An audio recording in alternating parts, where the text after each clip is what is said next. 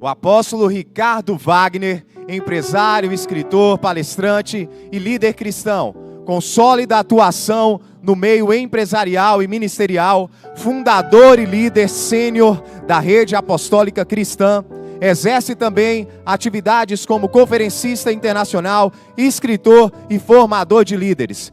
Eu gostaria de convidar, com muito prazer, para estar conosco no altar, Ricardo Wagner. Seja bem-vindo.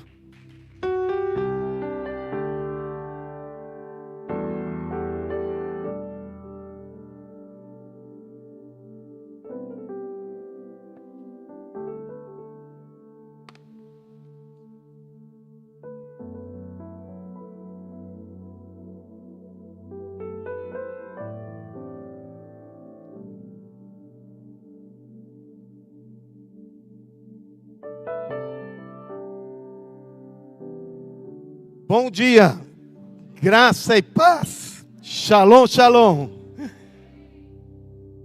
Eu não mandei sentar, não sei por que sentaram. Estão cansados? Uma honra, uma alegria estar com vocês. Mas eu percebo que a expectativa de vocês está muito baixa ainda. E com expectativa baixa, Deus não pode fazer muita coisa, porque a fé é a certeza das coisas que se esperam, e se a gente espera pouco, temos pouca fé, e com pouca fé Deus não pode fazer muita coisa. Então, diz para a pessoa que está do teu lado: meu querido, aumenta a tua expectativa. Diz: aumenta muito, para fazer muito. Agora diz isso para a pessoa que está do outro lado. Isso. Se tu disse para dois lados, pode sentar. Amém? Muito bem.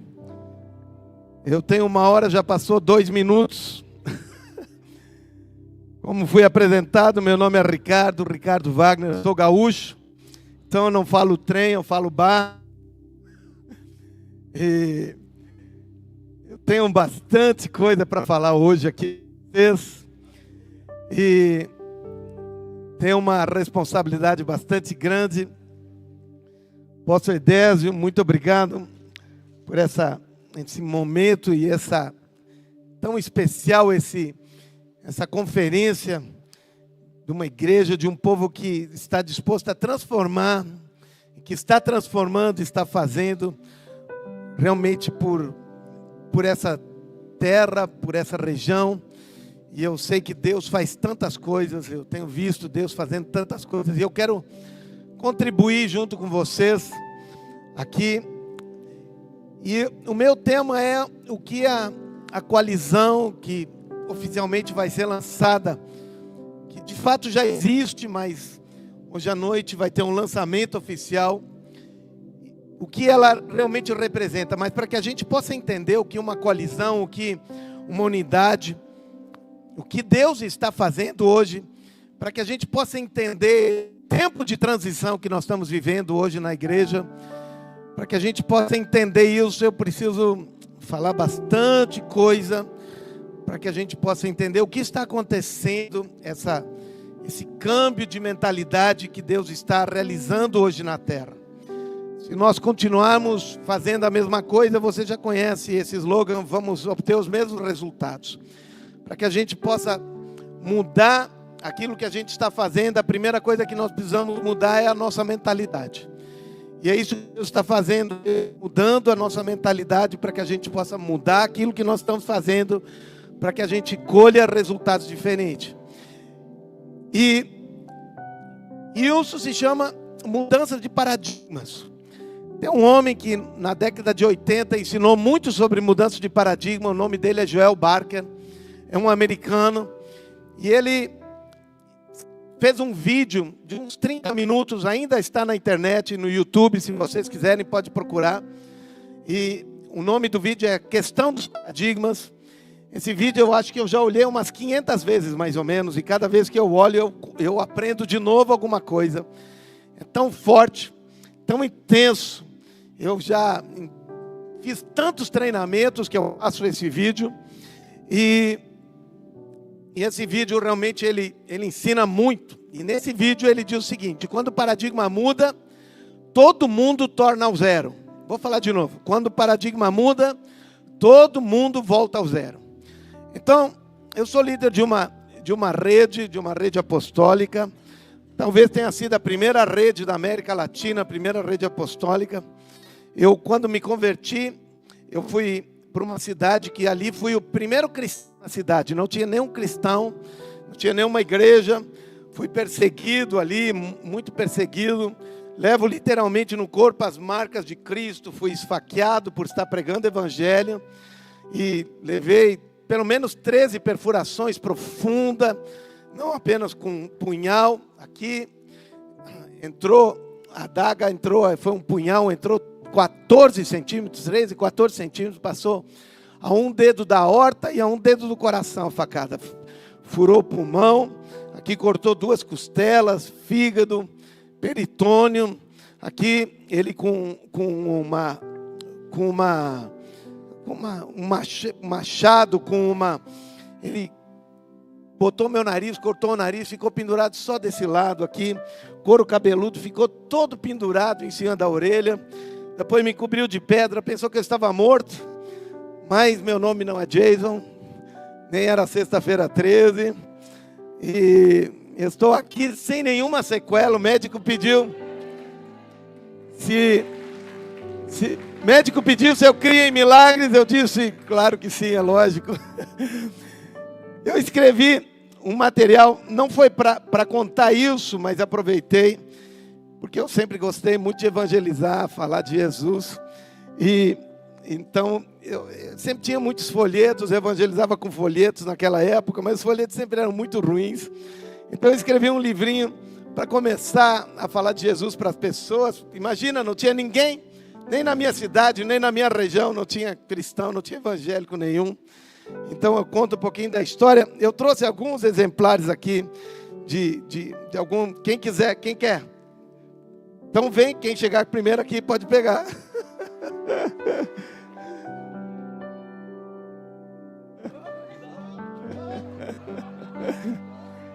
Hoje de noite eu trago mais. Bem, então, hoje de noite eu trago mais. Então vocês vão ter que ficar bem. Preste atenção.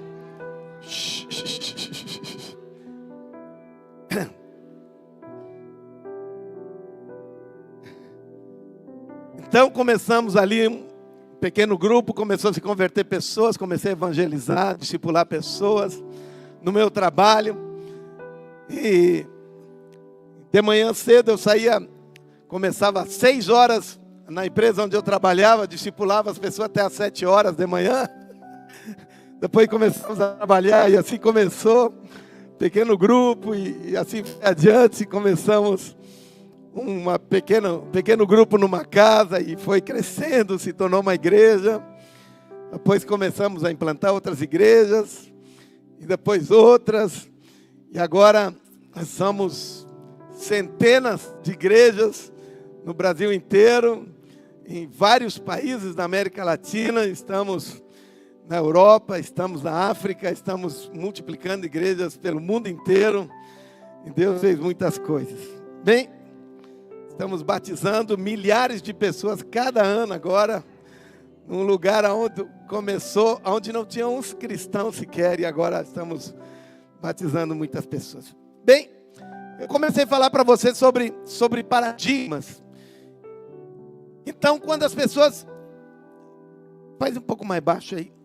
Eu quero que você preste atenção, preste muita atenção, porque eu vou falar muito rápido e coisas muito desafiadoras, coisas que vai romper a mente de vocês, vai mudar, porque eu vou falar sobre mudança de paradigmas e coisas novas que alguns de vocês vão hoje de noite ter problema para dormir, que não vão entender direito, vão ficar se perguntando o que esse cara falou, sobre o que ele está falando, mas são mudanças de mentalidade que precisa ter para entrar nesse novo tempo, nessa nova época que nós estamos adentrando hoje, para que Deus possa fazer as coisas. Se nós queremos uma transformação daquilo que Deus está fazendo. Estão prontos? Estão preparados? E eu só tenho mais 51 minutos. E estou mal iniciando. Fiz minha introdução direito. Então, vamos entender de que quando se mudam os paradigmas, precisamos estar dispostos a estar, e a partir do zero, precisamos entender que nós precisamos dizer assim, bem, eu preciso zerar. Muitos pastores se achegam a nós e dizem, Ricardo, eu quero participar junto. Eu digo, tu precisa estar disposto a zerar tudo. Precisa estar disposto a esquecer tudo aquilo que tu sabe até agora. Entender que aquilo que tu sabe até agora, praticamente só vai te prejudicar para entrar nesse novo tempo. Eu não sei se tu está entendendo, tudo aquilo que tu sabe até agora provavelmente vai te prejudicar para que tu entre nesse novo tempo. Então tu precisa estar disposto a deixar de lado e a abrir o teu coração para aquilo de novo que Deus está fazendo, porque muitas vezes aquilo que mais atrapalha para a gente, para entrar num novo tempo, é aquilo que a gente tem dos velhos paradigmas. Eu vou tentar explicar para vocês um assunto bem atual daquilo que nós estamos vivendo hoje. Vocês sabem que as indústrias automobilísticas que nós tínhamos aí, que dominavam o mercado, Ford, Chevrolet, Fiat, todas essas marcas muito importantes que dominavam o mercado, Toyota e assim por diante, estão aí no mercado já há tanto tempo e dominavam o mercado. Agora, me diga uma coisa, será que essas empresas não tinham o domínio da tecnologia de carros elétricos? Claro que tinham. Eles, inclusive, que desenvolveram essa tecnologia, estavam. Agora, me digam por que é que eles não lançaram os carros elétricos. Porque eles não tomaram a frente e lançaram os carros elétricos, porque teve que vir uma empresa como a Tesla e como a BYD, que vem e lança os carros e encharca o mercado e toma o lugar dessas grandes empresas. Porque precisa vir, quando mudou o paradigma de carros elétricos, e vem uma Tesla que passa na frente de todas essas outras grandes empresas, porque vem uma BYD, uma chinesa, e na frente de todos eles, e encharca o mercado. Vocês estão entendendo?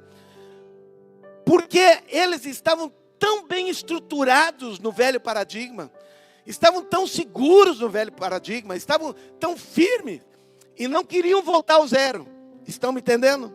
E esse é o grande problema, que quando a gente está tão seguro no velho paradigma, tão firme, não é que a gente nega que existe um novo paradigma, a gente sabe que existe, mas a gente está tão firme no velho paradigma, a gente está tão seguro, que a gente não abre mão das velhas convicções para entrar em convicções, e acaba que dando espaço para quem nunca estava envolvido em nada do novo paradigma.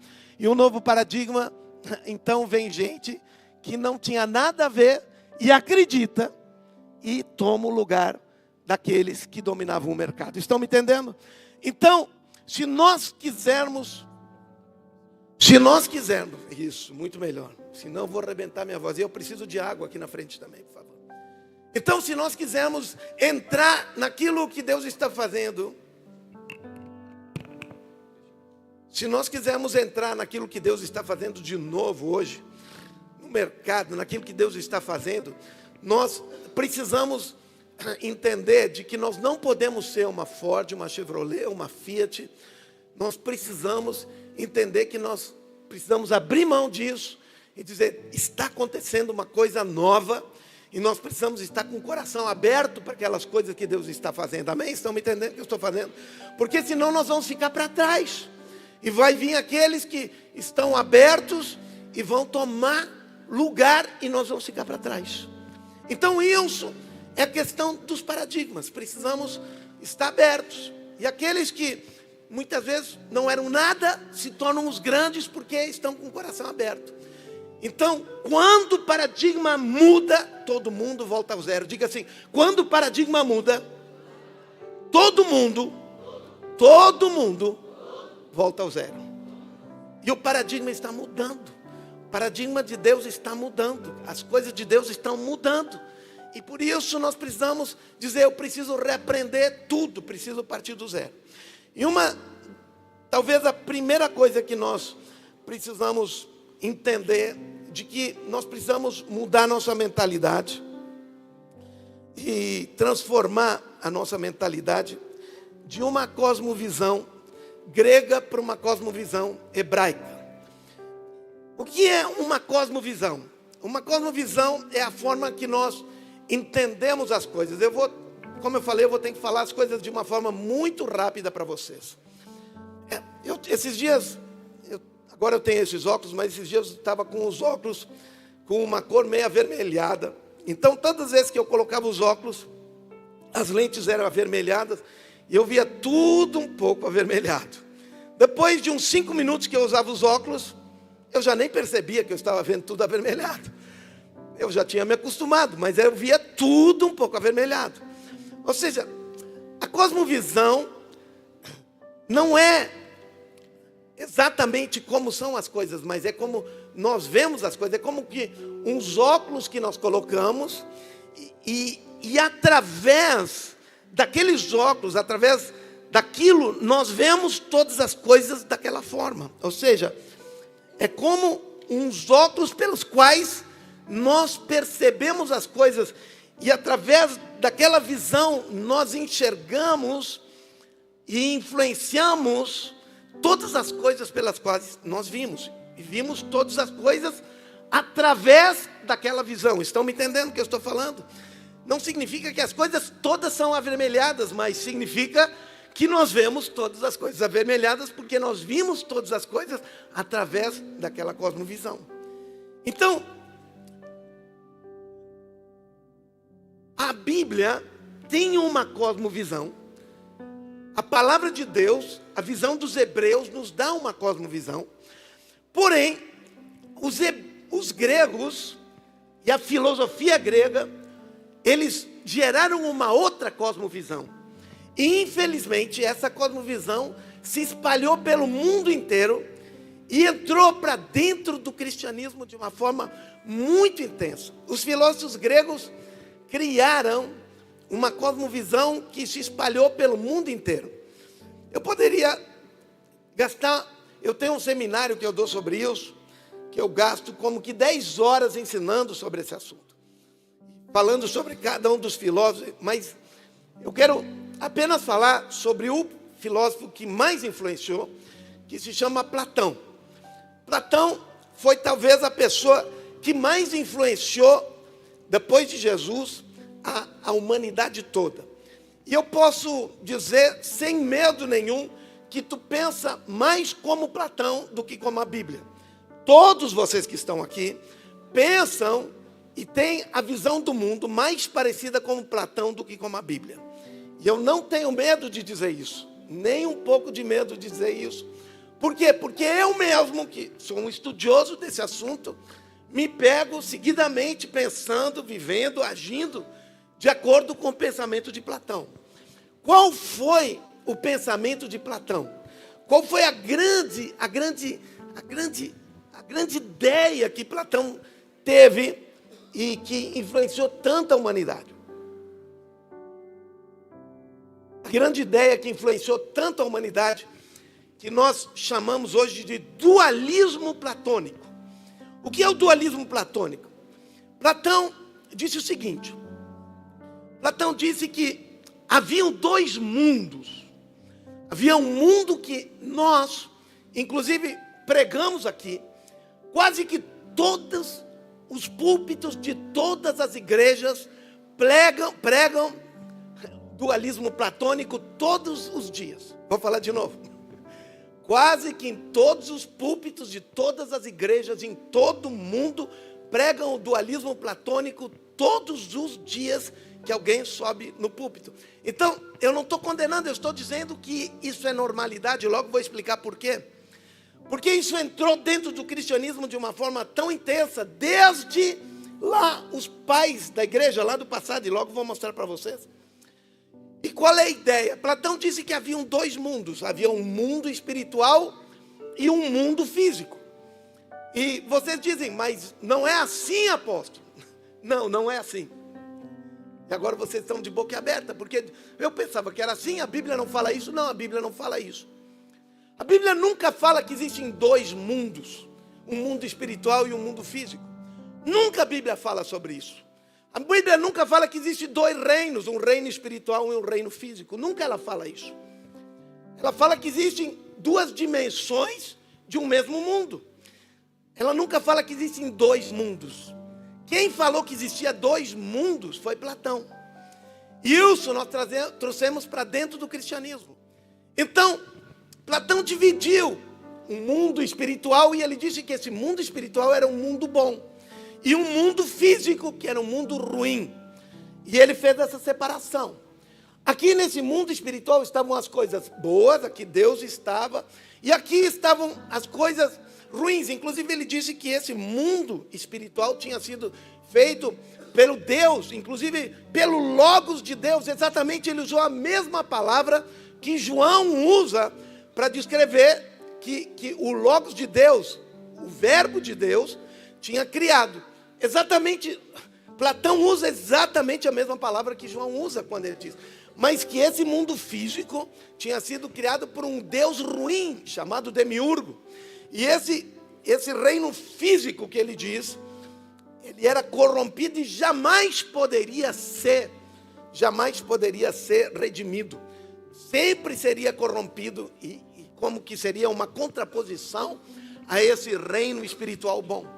E por isso que na nossa mente existe o sagrado e o secular. Esse conceito de sagrado e secular não é um conceito bíblico cristão, esse é um conceito platônico. E por isso que nós temos tanto problema de trazer as questões de Deus para dentro do nosso trabalho, para a escola, para dentro da nossa casa, para a mídia, para o nosso dia a dia. Por quê? Por causa do pensamento platônico. Nós temos tanto problema de viver o cristianismo dentro dos nossos negócios e tudo. Não é porque é impossível, não, por causa da nossa mentalidade platônica, de dois mundos. Eu quero que tu entenda muito claro que não existem dois Ricardos, existe um Ricardo que tem a dimensão espiritual e que tem a dimensão física. Mas existe um só Ricardo, não existe o Ricardo espiritual e o Ricardo físico. Assim como não existe dois mundos, não existe um mundo espiritual e um mundo físico, existe um mundo só, que tem a dimensão espiritual, a dimensão física. Estão me entendendo agora? Quando eu digo que existe dois mundos, eu estou separando os dois. E quando eu estou separando os dois, eu digo que os dois podem viver independentemente um do outro, que não existe interação um com o outro. Por isso, eu posso viver uma vida religiosa aqui dentro da igreja e lá no meu trabalho eu posso viver uma vida como se eu não fosse cristão. Justamente porque esse pensamento dualista, ele está dentro da nossa mente, mas isso não existe. E por isso eu consigo viver uma vida religiosa e o diabo bate palma e ele quer que nós continuemos com essa ideia. E ele quer que nós sejamos cristãos aqui dentro e lá fora nós sejamos uma pessoa completamente fora, porque nós estamos vivendo o pensamento dualista. Isso, inclusive, está aqui dentro da igreja. E eu vou explicar para vocês. O que significa dentro da igreja a diaconia e os ministérios? O que significa isso? O que é a diaconia dentro da igreja? Aqueles que trabalham com o quê? Com as coisas materiais, ajudando, fazendo, organizando, verdade ou não? E o ministério são aqueles que trabalham com oração, com louvor e coisa e tal. Na Bíblia não tem essa separação. O problema é que aqueles que traduziram a Bíblia tinham a mente dualista e traduziram, quando eram as coisas materiais, eles traduziram a palavra com a mentalidade, aí eles usaram diaconia. E quando eles disseram, não, isso é espiritual, e daí eles traduziram como ministério, mas existe só uma palavra na Bíblia, que se chama diaconia ou diaconoi. Porém, quando traduziram para o português, traduziram com duas palavras. Então, nós fizemos, aqueles que trabalham com as coisas materiais na igreja, é diaconia. Aqueles que trabalham com as coisas espirituais, é ministério. Ou seja, na própria igreja, nós trabalhamos com a mentalidade dualista. Vocês estão entendendo o que eu estou falando? Eu estou falando tão rápido. Mas eu quero mostrar para vocês que não existe diferença entre a pessoa que faz um cafezinho e aquele que prega. É a mesma coisa. É a mesma coisa, não existe diferença. Os dois estão servindo a Deus. Se aquele que faz o cafezinho faz com esmero, com dedicação, vai ganhar o mesmo galardão que um apóstolo que faz seu serviço com esmero e com dedicação. Não é porque ele trabalha com uma coisa material que vai ganhar um galardão menor.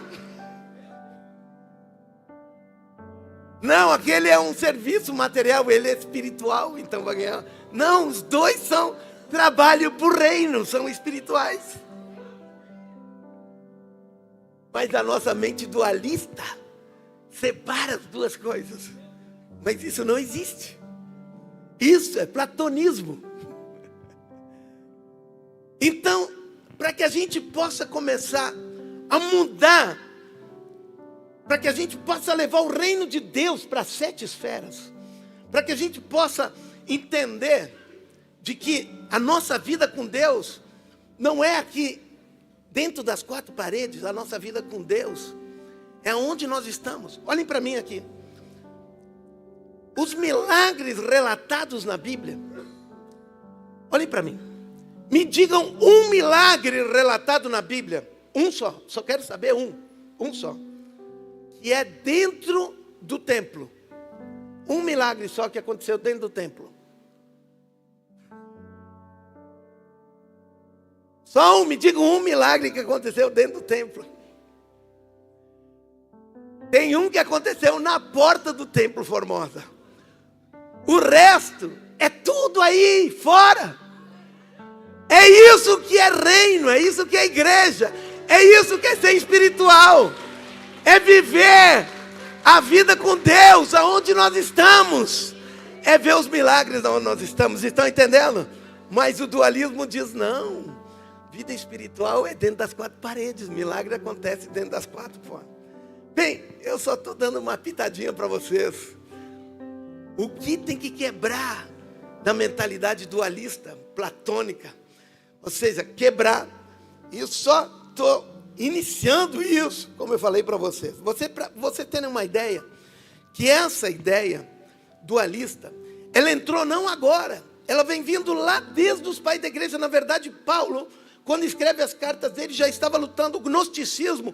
O problema do gnosticismo, lá no início da igreja, é o problema que o gnosticismo, as pessoas nunca sabem explicar o que era o gnosticismo. O problema do gnosticismo era o problema dualista do gnosticismo.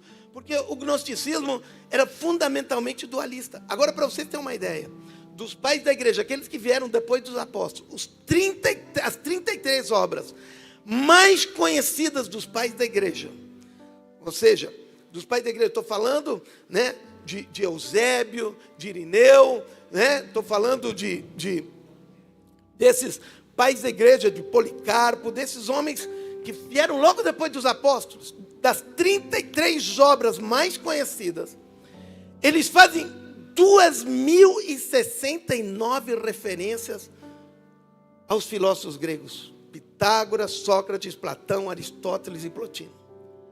Para você ter uma ideia, quanto os pais da igreja eram influenciados pelos filósofos gregos. Vou falar de novo. Das 33 principais obras, é como se eu escrevesse alguma coisa hoje e a minha principal referência fosse os filósofos gregos, e não fosse João, Paulo, Pedro, Moisés, mas fosse Aristóteles, Platão, Sócrates. Você disser assim, mas esse cara não é crente, esse cara é filósofo. Vocês estão entendendo? Lá desde o início da igreja, a igreja já foi influenciada pela filosofia grega, e por isso que as ideias dualistas entraram já desde o início e continuam até hoje. Por isso que eu disse que tu pensa mais como Platão do que como a Bíblia.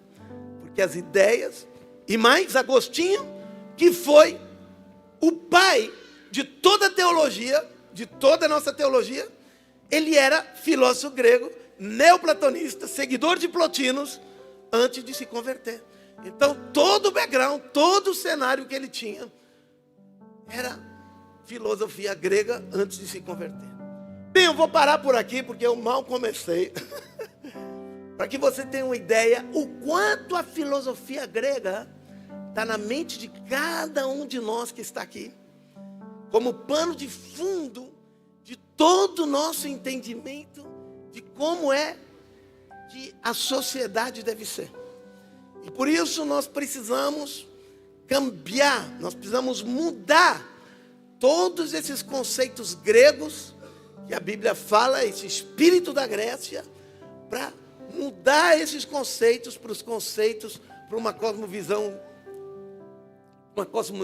hebraica, para que a gente possa sair das quatro paredes, ir lá para fora e aplicar o reino de Deus lá fora, não aqui dentro, lá fora, e levar o reino de Deus para toda a terra, e mudar toda a terra, e conquistar cada área da nossa sociedade.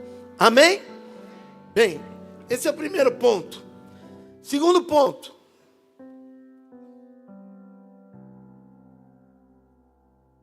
Eu queria falar muito mais sobre a cosmovisão. Já foi a metade do meu tempo.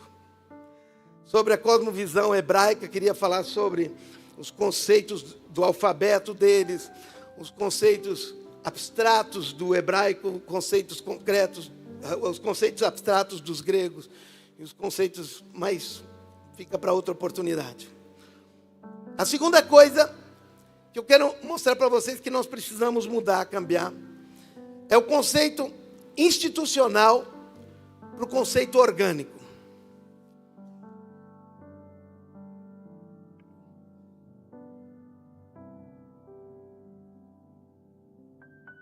Vamos entender um pouco. Entenda, e para que a gente possa entender isso, nós temos que olhar para Israel. Começar por Israel. Entendo que Deus, Ele não nos vê de forma institucional como igreja, como povo. Ele nos vê num sentido orgânico.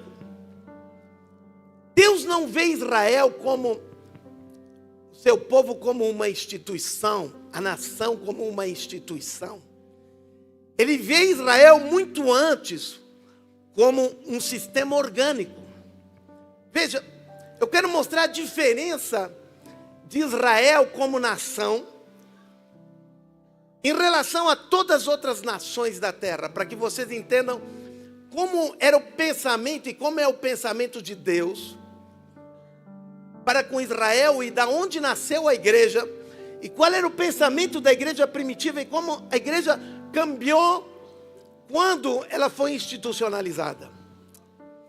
Nós temos o conceito de nação como um povo que tem um território, ou seja, nós temos a nação brasileira porque nós temos o território da nação brasileira, ou seja, nós temos uma nação porque nós temos um território, estamos aqui. Mas Israel era nação antes de ter território. Vou falar de novo. Israel era nação antes de ter território. Vocês conseguem imaginar uma nação que não tem território? Vocês imaginam? Eu sou brasileiro, mas não existe um território. Isso é difícil, mas o conceito de Israel como nação não é uma nação que está alicerçada sobre um território, como uma instituição territorial, mas é uma nação que está alicerçada sobre o conceito de tribo, que tem a mesma ancestralidade. E isso muda tudo. Por exemplo, meu avô veio da Alemanha. Eu sou descendente de alemão, mas eu não digo que eu sou alemão, eu sou brasileiro. Sou descendente de alemão, mas sou brasileiro. Nasci aqui no Brasil, então eu sou brasileiro. Mas o judeu não. O judeu que nasceu aqui no Brasil, ele é judeu. Depois ele é brasileiro. Por quê? Porque ele tem uma ancestralidade. Então, como ele tem uma ancestralidade, então ele é judeu. E por isso, que mesmo que eles ficaram quase que 2000 anos sem território, eles continuaram sendo judeus. E por isso que existe a nação de Israel hoje, porque mesmo que eles ficaram dispersos pelo mundo inteiro, eles continuaram sendo judeus. Você está entendendo? É um conceito completamente diferente. Esse é o conceito tribal. E por isso, o sistema, eu quero que vocês entendam, o sistema social tribal que foi desenvolvido por Jacó, quando ele estabeleceu as 12 tribos, é o sistema social mais poderoso que existe debaixo do céu. Pode vir reinos, pode vir guerras, pode vir qualquer coisa, pode espalhar para o mundo inteiro, pode ir para qualquer lado, pode fazer qualquer coisa, ele não desaparece. Você pode entender? Pode matar metade, pode espalhar por onde for, ele continua ali. Você está entendendo o que eu estou falando? Eu tenho amigos que são espanhóis, mas eles não são espanhóis, eles são bascos. Então se tu pergunta para eles, da onde tu é, quem que tu é? Ele não fala eu sou espanhol, ele diz eu sou basco. Diz, mas como tu não é espanhol? Não, eu sou basco. Por quê? Porque ele não se identifica como espanhol, ele se identifica como aquela tribo dos bascos. Estão me entendendo? Ele é basco, ele não é espanhol. Ele diz assim, eles fizemos parte da Espanha agora, mas eu sou basco, ele diz. Por quê? Porque ele se identifica com uma tribo. Então, o sistema tribal é o sistema mais poderoso social, mais poderoso que existe debaixo do céu. Estão me entendendo o que eu estou falando? Por quê? Porque é um sistema orgânico, não é um sistema institucional. Quando a igreja saiu do sistema, desse conceito de família, de tribo, para o conceito de instituição, quando tu ataca uma instituição e tu destrói a instituição, acabou com tudo. Tu dispersa a instituição, acabou com tudo. Acabou com a esperança, acabou com a instituição, foi tudo destruído. E acabou com tudo, acabou com a força. Não existe força no sistema institucional. Estão me entendendo o que eu estou falando? Mas na família não. No sistema tribal não. No sistema familiar não. O sistema familiar sempre tem força. Estão me entendendo o que eu estou falando? Então, esse é um sistema orgânico. Não é um sistema institucional que não existe relações. É um sistema que se une, que existe força apesar de qualquer coisa. O sistema orgânico é um sistema tão poderoso, tão grande. Então a igreja, e como um sistema de rede, precisa migrar de um sistema institucional para um sistema orgânico. Vocês estão me entendendo o que eu estou falando? Enquanto a igreja continuar pensando como instituição, ela sempre vai ser frágil. Qualquer perseguição, qualquer coisa, se descamba. Qualquer coisa que acontecer, se desvai. Mas quando ela muda de um sistema de instituição para um sistema de tribo, ela se torna poderosa e ela se torna forte. Vocês estão conseguindo acompanhar o que eu estou falando? Olha como foi a nação de Israel. Ela era composta da nação, depois eram as tribos, depois eram as famílias, as clãs, as casas e os indivíduos. Era assim que era organizado. Vejam, quando eles saíram, eles estavam 400 anos lá no Egito. E quando eles saíram tudo separadinho. Cada uma das famílias, cada uma das tribos, estava tudo separado. Me diga uma coisa. Tu sabe como é o nome dos teus tataravós? Quem sabe o nome de um tataravô? Eles sabiam tudo direitinho. Tudo certinho, tudo organizado. Então muda. E isso muda uma coisa. Agora preste atenção. E agora eu vou quebrar tudo. Muda o conceito de hierarquia para o conceito de genealogia. Uau! Porque na Bíblia, dentro do povo de Israel, não havia hierarquia. Havia o conceito geracional e não o conceito hierárquico. E aí muda tudo. Por quê? Preste atenção. Preste bem atenção. Olhem bem para mim aqui. Vamos pensar no conceito hierárquico. O chefe aqui, está compreendendo? Me diga uma coisa. O chefe quer que aqueles que estão abaixo sejam melhor do que ele? Sim ou não? Quer que eles ganhem mais que ele? Quer que eles façam mais do que ele? Mas o pai quer que o filho seja melhor que ele? Quer que o filho ganhe melhor que ele? Quer que o filho vá mais longe que ele?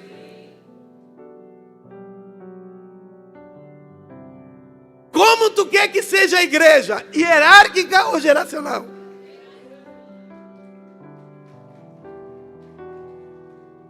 E hoje a igreja é hierárquica, porque segue o conceito de instituição. Então nunca ninguém vai além da pirâmide. Me diga uma coisa.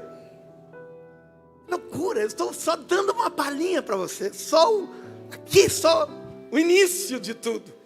Então tem que mudar esses conceitos todos, para que a gente possa experimentar tudo aquilo que Deus tem para nós.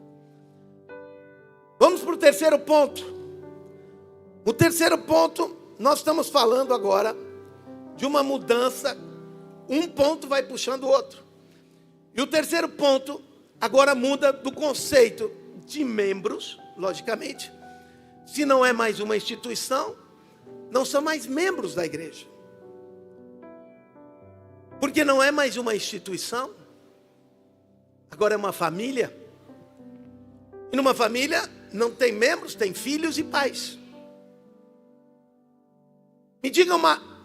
Me procure aí uma passagem na Bíblia que fala membros da igreja.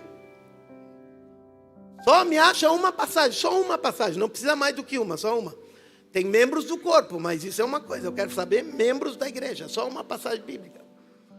O problema é que mudou o conceito bíblico, é o conceito de um corpo, de um organismo, e mudou para instituição. Então, numa instituição tem membros, mas uma família tem filhos e pais. Uau! Tem gente que não vai dormir hoje de noite direito, vai ter um problema. Agora vamos conversar aqui para que a gente entenda bem como é que funciona esse negócio. Lá no Velho Testamento, a gente começa para que a gente entenda como funciona esse negócio de discipulado. Eu estudei a fundo para entender como é o conceito de discipulado. Pedi para muita gente, fui atrás, pedi, vem cá, como tem que ser o discipulado?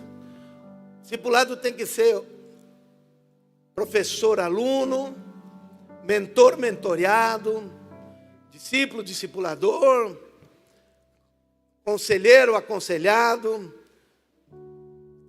irmão mais novo, irmão mais velho. Qual é que tem que ser a relação entre o discípulo e o discipulador? Você está entendendo o que eu estou falando? Como tem que ser essa relação entre os dois? Qual é que é o conceito dessa relação? O que a Bíblia fala sobre isso? Como tem que ser isso? Eu disse, Deus, eu quero saber. Eu não tenho problema nenhum. Eu quero saber porque eu quero fazer como tem que ser feito. Então eu comecei a estudar na Bíblia. Eu procurei aonde está escrita a palavra discípulo na Bíblia. Não sei se vocês já olharam aonde está escrito a palavra discípulo na Bíblia. Aonde mais está escrita a palavra discípulo na Bíblia? Começa em português. Não sei se vocês se lembram, na relação entre Elias e Eliseu. E naquela época de Elias, o discípulo dos profetas, lembram? Que fala muito nos discípulos dos profetas. Então, quando tu vai olhar a palavra discípulo dos profetas, que fala ali no livro de Reis, muito. Talvez se vocês quiserem abrir, eu vou dar referência para vocês.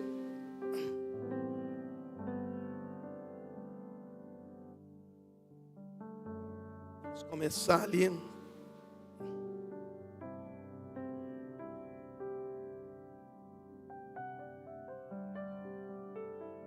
Segunda Reis 2:12. Não, esse já vai mais adiante.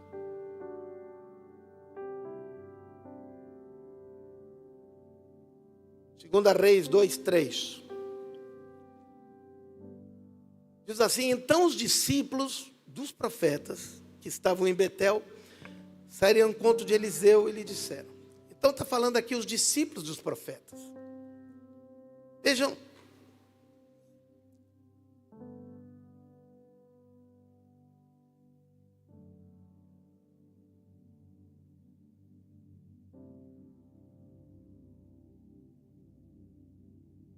Primeira Reis, não Segunda Reis. Ou melhor, Segunda Reis 2:3. É Segunda Reis 2:3. Isso. Então, os discípulos dos profetas. Isso aí. Vejam, essa palavra discípulos que está aqui, se vocês forem olhar no original hebraico, essa palavra discípulo que está aqui,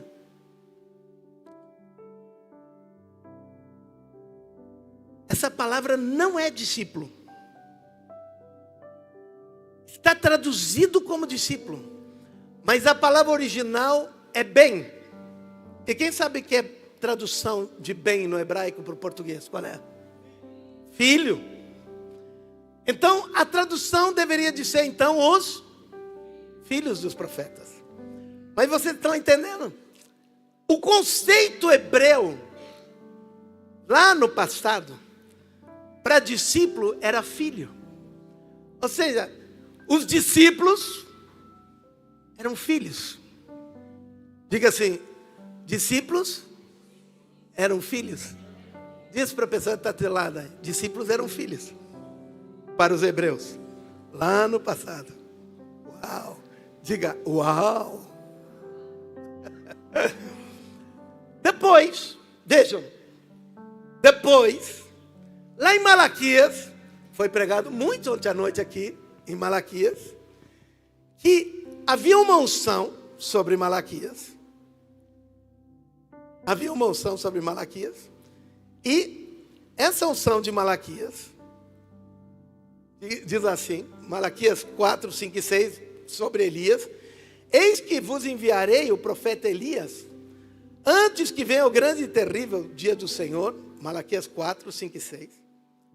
E ele converterá o coração dos pais aos filhos e o coração dos filhos a seus pais.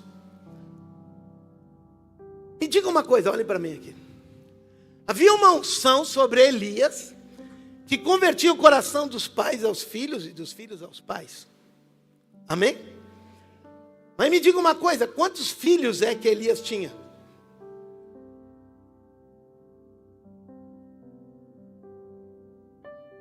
Naturais nenhum, Elias não era casado. Mas espirituais, muitos. A tal ponto que Eliseu, quando viu Elias subindo, ele gritou, meu pai, meu pai. Ele chamou Elias de meu pai. Eliseu chamou Elias de meu pai, meu pai. E quantas vezes está escrito, os discípulos, os filhos dos profetas. Vocês estão entendendo? Quando está falando aqui, meu Deus, quando está falando aqui, que converteria o coração dos pais aos filhos e dos filhos aos pais, o que havia, a relação que havia na época de Elias, eram discípulos, filhos espirituais. Estão me entendendo? Não, a unção que estava sobre Elias, sim, podemos usar essa passagem como filhos naturais, mas está falando de geração de discipulado, de filiação espiritual. Está falando de geração de discípulos espirituais, de filhos espirituais e de filhos naturais também. Porque não especifica, mas quando nós vamos olhar a história de Elias fala de filhos espirituais. Amém? Depois, prestem atenção. Depois diz que esse espírito de Elias veio sobre um homem. Sobre quem veio esse espírito de Elias? No Novo Testamento.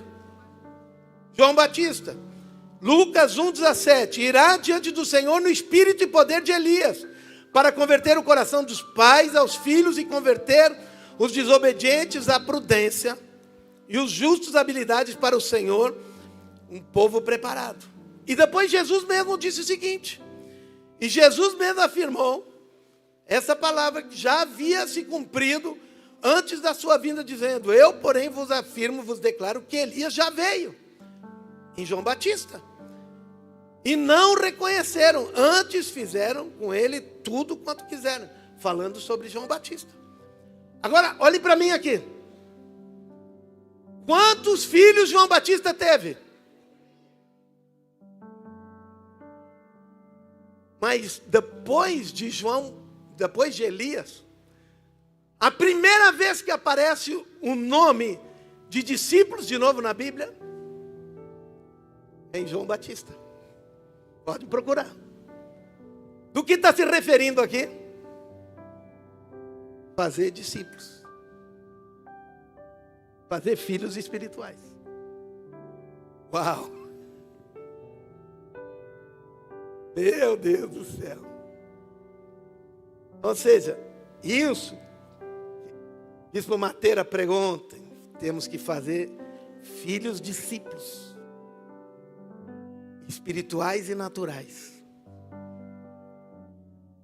Se nós não cair a ficha, se nós só pregar, só ficar aí e não fazer discípulos de verdade, filhos espirituais, se nós ficar só aí, ó, só balaqueando aqui pregando, achando que estamos pregando, meu Deus do céu, isso não é igreja. Jesus disse: ide fazei discípulos. Ide fazer discípulos. Ele não disse ide pregar, ele disse ide fazer discípulos. Discípulos. Isso que João Batista disse, isso que Elias disse, esse espírito que estava sobre Elias. Temos que discipular as pessoas, fazer filhos espirituais, discipular pessoas. O grande problema dessa geração é que estão fazendo entretenimento cristão e não estão fazendo discípulos. Não estão fazendo discípulos. Não estão fazendo discípulos.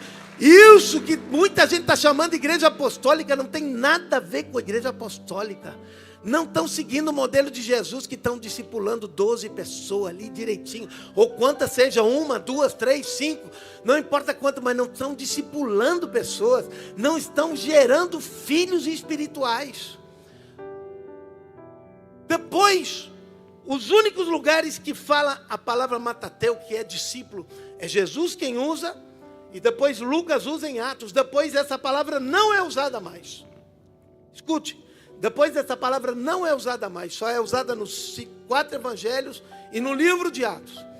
Paulo não usa, Pedro não usa, João não usa, nenhum escritor das cartas não usa. Por quê? O que eles usam? Filhos. E Jesus mesmo chama os discípulos dele de filhos. Projeta aí. João 13:33. Alguns dizem assim: Jesus nunca chamou os discípulos dele de filhos. Jesus chamou sim. Jesus chamou na NVT. Meus filhos, estarei com vocês apenas mais um pouco. Jesus chamou os discípulos dele de filhos também. Uau! Vamos bater uma palma para isso aqui. Jesus chamou os discípulos dele de filhos também. Por que depois os discípulos, depois das cartas, eles não chamaram mais discípulos, chamaram filhos? Porque os filósofos chamavam de discípulos quando o evangelho saiu da Judeia, saiu do meio dos judeus, foi para a parte helênica. Os discípulos dos filósofos, o conceito de discipulado dos filósofos era diferente. Porque os filósofos tinham discípulos. Só que o conceito dos filósofos discípulos é que os filósofos pegavam meninos e eles discipulavam os meninos para serem filósofos, mas esses meninos eles abusavam, não eram apenas eles ensinavam intelectualmente, mas eles abusavam sexualmente desses meninos. Então, eles não podiam usar a palavra discípulo, matateu, no mundo helênico, no mundo dos gregos, porque daí ia ter o conceito de que aqueles que estavam discipulando faziam a mesma coisa. Então, eles chamavam de filhos espirituais. Por isso, Paulo usa, para Timóteo, usa para Tito, usa para Filemon, para todos eles, diz meu filho, meu filho, meu filho. Ou seja, o conceito que foi usado no Velho Testamento, no Novo Testamento, eles usam de novo. O que eu quero te dizer, querido, que nós precisamos gerar filhos espirituais. Nós não precisamos multidões. Jesus, se ele não tivesse gerado 12 homens, nós não estamos aqui. Jesus gastou mais da metade do ministério dele discipulando, gerando filhos. Essa era a principal função dele. Estão me entendendo o que eu estou falando? Formando. E agora, o último ponto que eu quero falar com vocês. Cada um desses pontos que eu levantei aqui para vocês, nós poderíamos fazer um ministério de um seminário de um dia inteirinho. Seria pouco. Mas o último ponto que eu queria falar com vocês aqui hoje é sobre mudar o conceito de um pastorado. Meu Deus do céu. De uma visão pastoral. Ou seja, ao invés de ser uma igreja pastoral, para ser uma igreja com uma visão apostólica. Ou seja, a diferença do conceito pastoral para uma unção apostólica. Preste atenção, que eu tenho 3 minutos para falar sobre isso e para falar a importância da coalizão. Preste atenção que eu vou falar. A concentração, o conceito pastoral se concentra nas pessoas e nas suas carências. O conceito apostólico se concentra no chamado e no propósito das pessoas.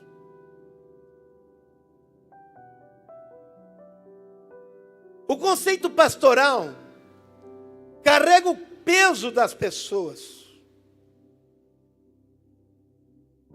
O conceito apostólico firma as pessoas sobre os seus próprios pés. O conceito pastoral está preocupado em apresentar serviço para as pessoas. O conceito apostólico demanda a manifestação das pessoas naquilo que Deus chamou elas para elas fazerem. O conceito pastoral treina para suprir as necessidades das pessoas.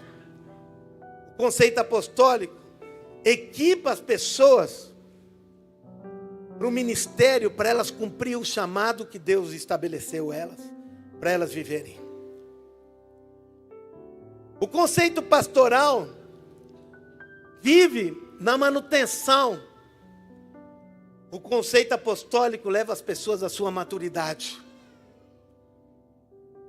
e alcançar o máximo. O conceito pastoral vive falando sobre conceitos, e o conceito apostólico leva as pessoas a viver a experiência na prática de uma vida com Deus. O conceito pastoral se preocupa com as necessidades externas. E o conceito apostólico está preocupado com as necessidades internas das pessoas para transformar de fato as suas vidas.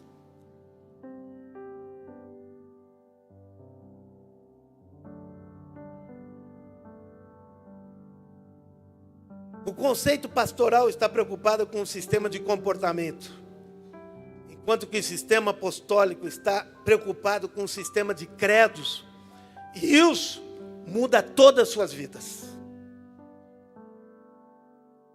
Em suma, o sistema apostólico está preocupado com uma transformação de fato. Não está preocupado em cuidar das pessoas, está preocupado em formar as pessoas. Está numa transformação, está preocupado numa transformação para a vida de fato das pessoas e elas encontrar a sua real identidade e o seu real propósito nas suas vidas. Uma igreja apostólica realmente acredita que Deus tem um chamado, uma identidade e um propósito para cada pessoa, para elas realmente cumprirem tudo aquilo que Deus tem para elas. Por fim, uma igreja apostólica é uma igreja que sabe que está aqui para fazer diferença em toda a sua sociedade. E por isso,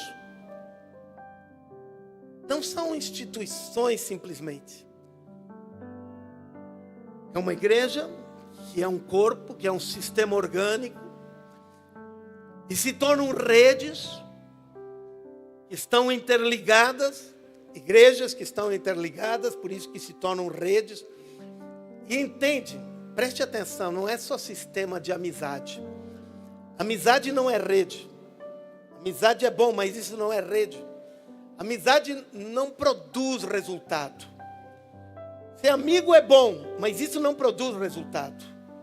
Produz resultado quando nós somos uma rede e estamos ligados, e quando juntos nós vamos fazer uma pescaria junto e trabalhando junto para produzir resultado junto. Vocês estão entendendo? Amizade não trabalha junto, mas rede está interligado um nó com o outro e vai lá para fazer uma pescaria junto. Isso vai produzir resultado. Muitos dizem assim, não, nós somos amigos, temos um relacionamento bom, mas isso não produz resultado. Isso não é um sistema apostólico. Um sistema apostólico é formado de redes, e redes estão interligadas. Isso é, um está interligado com o outro, estão me entendendo? Não é só um sistema de amizade. Pessoas estão, muitas vezes, pensando que apostolicismo é um sistema de amizade, pessoas vivem independentemente. Não, independência não tem nada a ver com apostolicismo. Apostolicismo tem a ver, também não tem a ver com um sistema de dependência. É um sistema de interdependência, ou seja, nós estamos juntos. Eu preciso de ti, tu precisa de mim, e nós estamos juntos, ligados um com o outro. Nós temos autonomia, mas necessitamos um do outro, para nós termos um resultado muito maior. Por isso temos alianças, e alianças é quando eu tenho minha autonomia, tu tem a tua autonomia, mas nós estando juntos. É assim como um cavalo tem a sua autonomia, outro cavalo tem a sua autonomia. Um cavalo sozinho puxa 2 a 4 toneladas, mas quando 2 cavalos estão puxando juntos, eles puxam. A lógica seria de 4 a 8 toneladas, mas 2 cavalos juntos puxam de 25 a 30 toneladas. Vou falar de novo, não sei se tu entendeu. Um cavalo sozinho puxa de 2 a 4 toneladas, mas 2 cavalos juntos puxam de 25 a 30 toneladas. Isso é rede, isso é aliança, isso é que Deus fez. Isso não é amizade. Estão me entendendo? Isso é aliança, isso é estar junto, isso é trabalhar junto. Isso é apostolicismo. Ou seja, cada um tem a sua autonomia, mas nós estamos juntos e trabalhamos juntos. Isso é rede. Isso, quando estamos juntos, formamos uma coalizão, porque sabemos que juntos, 2 juntos tem muito melhor paga do que um sozinho. Deus abençoe todos. Hoje à noite tem mais. Deus abençoe.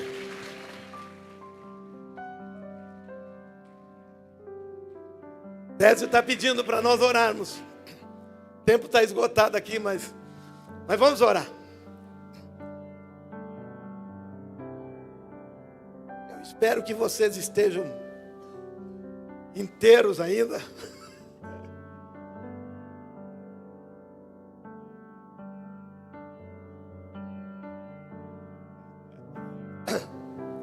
Então tá bom.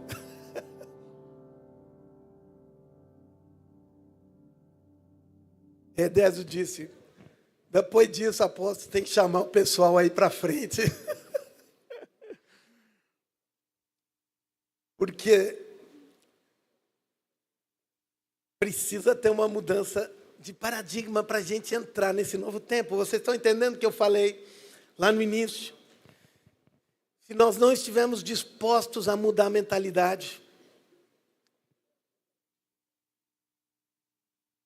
se nós não estamos dispostos, diz assim, mas apóstolo, isso tudo é muita coisa. É muita coisa, mas se tu não começar, nunca vai chegar lá.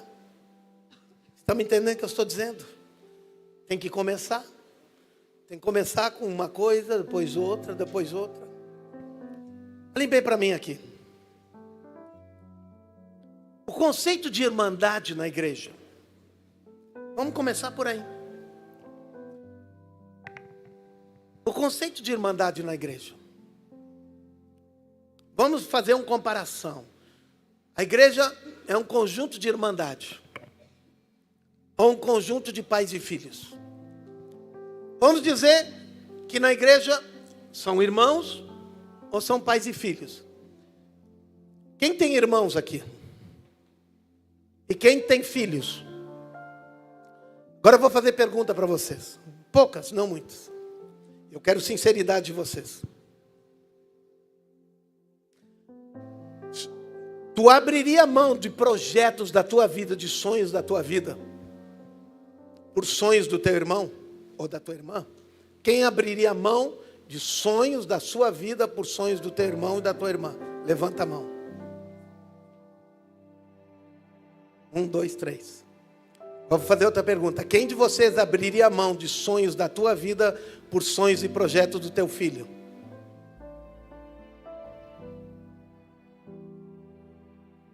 O que acontece se teu irmão, tua irmã, vai lá para o fundo do poço e tu vai uma vez, 2 vezes, 3 vezes, 5 vezes falar com ele e tentar ajudar, e ele continua insistindo que quer ficar lá no fundo do poço? Bem, tu diz para ele: um dia que tu precisar, eu estou aqui, verdade ou não? Mas se for teu filho e tua filha, depois de 5, 10, 20, o que tu continua fazendo? Continua indo. 50, 1000 vezes. Verdade ou não? Para encurtar, se fosse para escolher, tu viver ou teu irmão ou a tua irmã, teria que escolher tu ou teu irmão e tua irmã.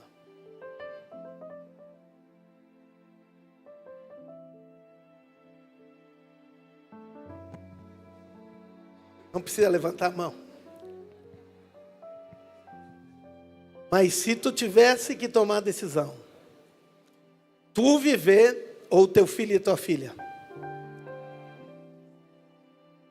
quem daria a sua vida pelo seu filho? Eu nunca vi um pai que precisou pensar mais de 1 segundo sobre dar a vida pelo seu filho, verdade ou não? Agora, vocês estão vendo o que é uma igreja de irmãos e uma igreja de pais e filhos. Vocês podem imaginar uma igreja de irmandade, o tipo de amor que existe? E uma igreja onde é uma igreja entre pais e filhos. Como é que vocês querem que a igreja de vocês seja?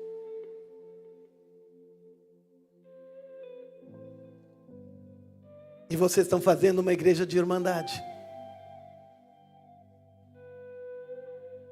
E depois diz: eu não sei por que não existe tanto amor dentro da nossa igreja. Por quê? É uma igreja de irmãos, não uma igreja de pais e filhos. Meu Deus do céu. Como é que nós vamos ser conhecidos pelo amor? Como é que nós vamos ser conhecidos que nós vamos dar a vida de um pelo outro? Que a Bíblia diz que não há maior amor do que esse. Nós só vamos conseguir dar a vida de um pelo outro se nós vamos ter uma igreja de pais e filhos. e tirar o conceito de uma igreja de irmandade, e sim de uma vida de pais e filhos. Exatamente aquilo que o Dr. Mateira está falando, aquilo que nós estamos falando, aquilo que Malaquias que falou, aquilo que Jesus disse, que se nós não gerarmos esse espírito de paternidade espiritual, esse espírito apostólico, se isso não for mudado, jamais nós vamos ter uma nova igreja. Amém? Jamais vamos transformar a sociedade. Eu quero te desafiar agora, a que tu definitivamente diga: Senhor Deus, começa esse processo agora. Inicia esse processo agora. Eu não posso mais esperar. Não tem mais como continuar assim como está. Porque essa era uma igreja do passado. Lembra que eu falei? Quando o paradigma muda, todo mundo volta ao zero. Se tu entendeu isso, tu tem que dizer: Deus, eu preciso recomeçar. Eu vou recomeçar do zero. Eu quero começar a entender tudo de novo. Tudo de novo, tudo do zero. Eu pensei que eu sabia alguma coisa, agora estou entendendo que eu só copiei aquilo que estava do passado. E vi que não é isso.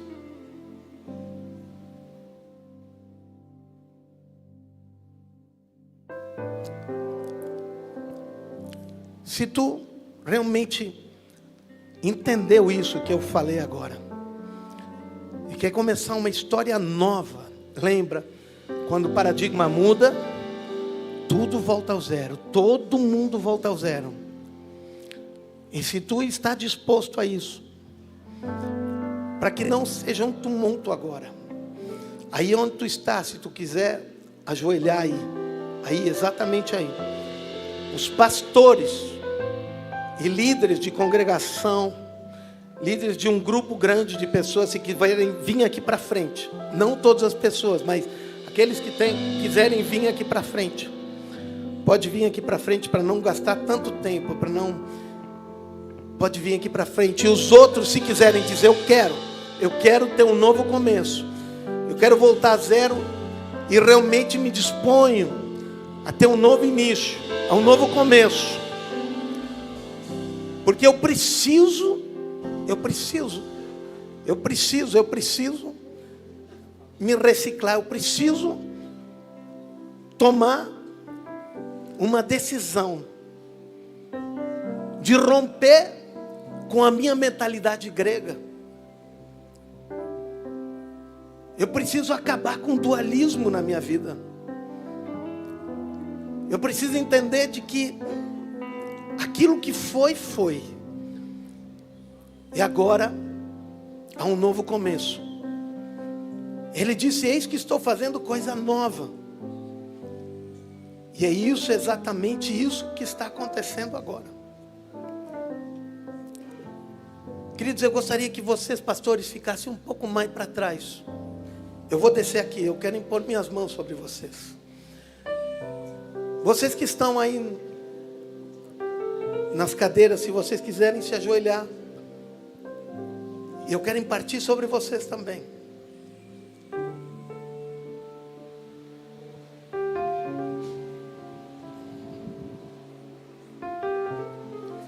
Se vocês quiserem ajoelhar, pastores, fiquem bem à vontade, como vocês quiserem. Tem óleo aqui?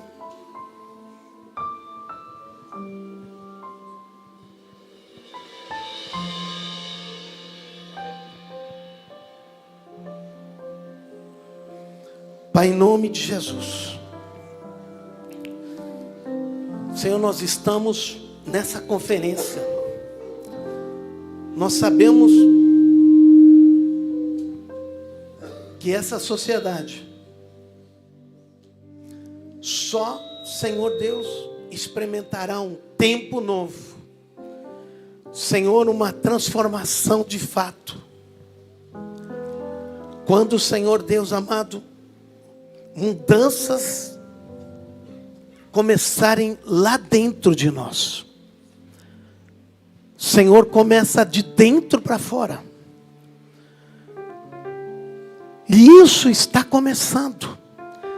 Esse tempo está começando, Deus. É um tempo novo.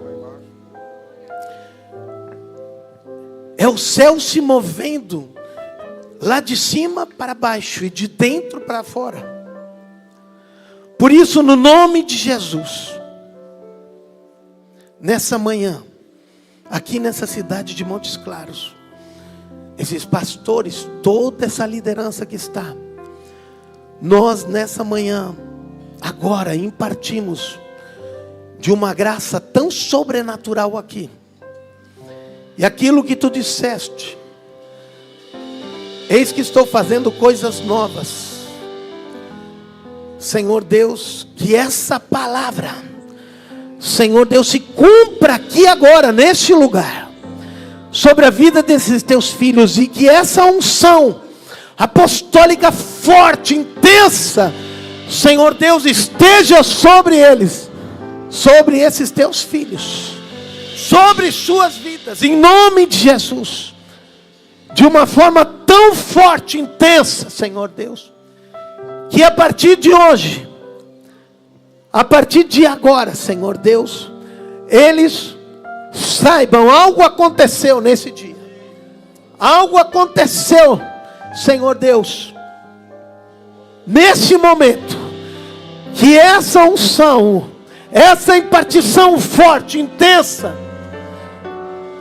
Senhor Deus, seja tão intensa, tão forte, tão pesada sobre a vida deles, que seja inesquecível, como muitos têm relatado.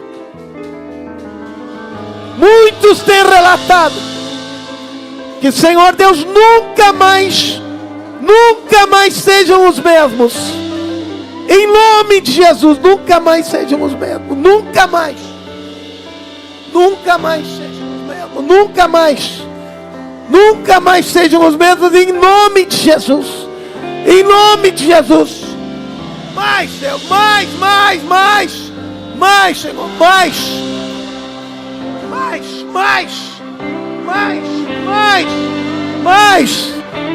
mais. Uma unção pesada sobre eles agora. Uma unção apostólica pesada sobre eles. Em nome de Jesus, em nome de Jesus.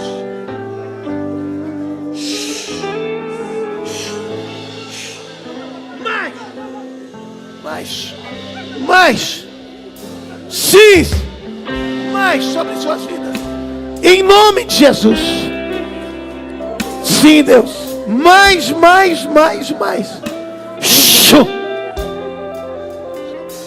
Mais agora. Mais. Que fique marcado sobre suas vidas. Que eles saibam, algo aconteceu em meu espírito nesse dia. Algo aconteceu sobre minha vida.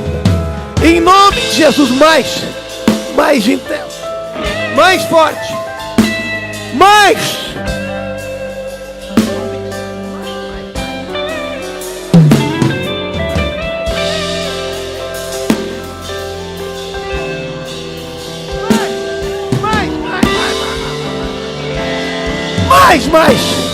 Surra.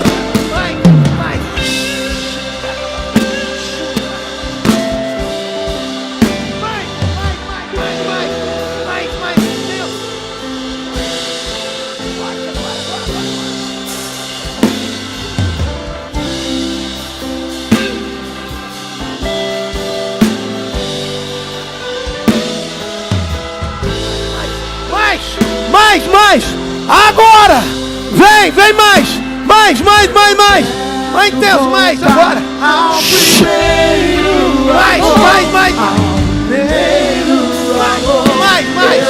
Mais, Senhor, mais intenso. Mais forte agora.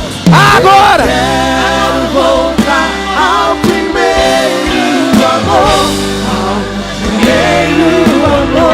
Eu quero voltar a Deus. Mais agora, mais, Deus. Mais sobre sua vida, mais. De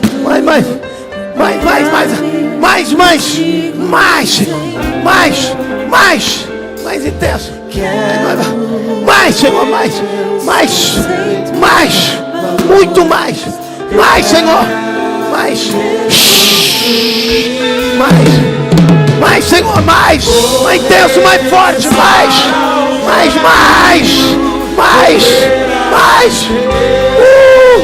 mais intenso, mais forte, mais, Senhor,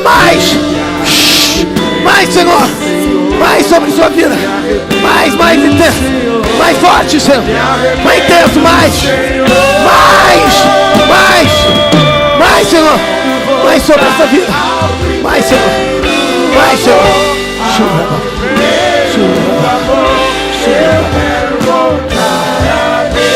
Senhor, agora sobre cada pessoa, cada vida, cada um, Senhor Deus, cada pessoa, cada um, Senhor, de forma intensa, Senhor Deus, que entenderam que estamos vivendo esse tempo, Senhor Deus, de uma mudança, Senhor Deus, um tempo novo, forte, Pai, Senhor Deus, dessa unção forte, que haja graça, que haja graça, que haja graça, que haja graça, que haja graça, muita graça, em nome de Jesus, muita graça, para que esse novo tempo flua, para que esse novo tempo venha, vem,